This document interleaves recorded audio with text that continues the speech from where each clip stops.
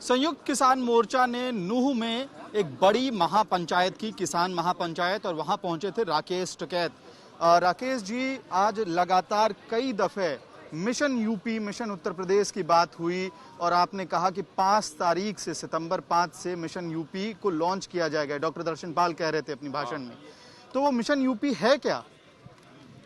अगर पंचायत मुजफ्फरनगर में यूपी की धरती पे हो रही है, इन्होंने 2013 में मिशन यूपी और मिशन भारत इन्होंने मुजफ्फरनगर से ही शुरुआत करी थी।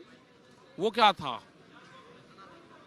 इन्होंने दंगे करवा के वहां पे और उसकी आड़ में पूरे देश को बांटने का काम करा। तो वो भी तो मुजफ्फरनगर की धरती थी, उसी धरती से इनका झंडा उखड़ेगा। आपकी क्या तैयारी है मिशन यूपी में?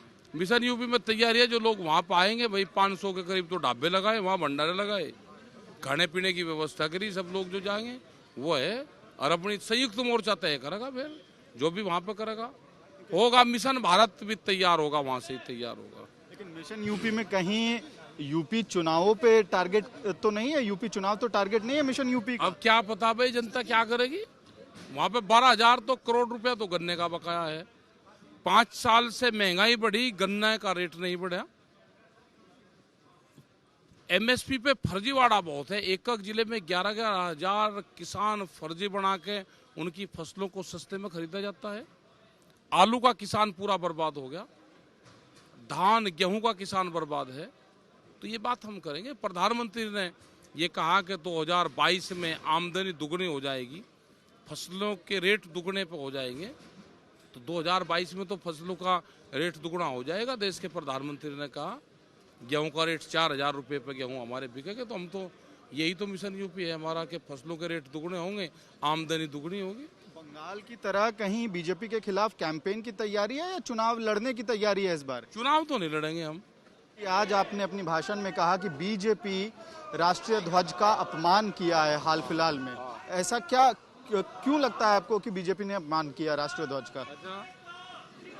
वो गवर्नर थे, उनकी डेथ हुई, वो पूर्व मुख्यमंत्री भी थे, कल्याण सिंह जी। बीजेपी का झंडा बड़ा है या राष्ट्रीय ध्वज बड़ा है? आप बता दो कौन सा है भाई, आपके हिसाब से कौन सा है? नहीं, आप बता दो ना, बताने में क्या दिक्कत? नहीं, आप ये बताओ कि देश में बीजेपी का ध्वज बड़ा है या राष्ट्रीय ध्वज बड़ा है? आप बता दो मुझे। हमें तो देखिए, हम तो गांव के आदमी, हमें तो राष्ट्रीय ध्वज बड़ा लग रहा है। आपको कौन सा लग रहा है? आप भी बता दो ना। सभी नागरिकों के लिए राष्ट्रीय ध्वज ही बड़ा है, लेकिन आप बयान क्या देना चाहते हैं? बयान ये देना चाह रहे कि राष्ट्रीय ध्वज नीचे है और बीजेपी का ध्वज उसके ऊपर लग रहा, तो उसमें ध्वज का अपमान नहीं है। आपने एक शब्द गढ़ा है, सरकारी तालिबानी कमांडर। अब इसका क्या मतलब है? और खालिस्तानी का क्या मतलब है? किसान खालिस्तानी है, ये मुसलमान पाकिस्तानी है। इसका यही मतलब है कि सरकारी दम पे जो दमनकारी नीति उनकी चल रही है, तो जो सरकार में बैठे हुए लोग हैं, जो सरकारी उच्च पदों पर लोग हैं, जिनके हाथों में सरकारी बंदूक चलाने का अधिकार है, जिनके हाथ में, जिनके ऑर्डर से सरकारी डंडा चलता हो, तो वे सरकारी तालिबान हैं।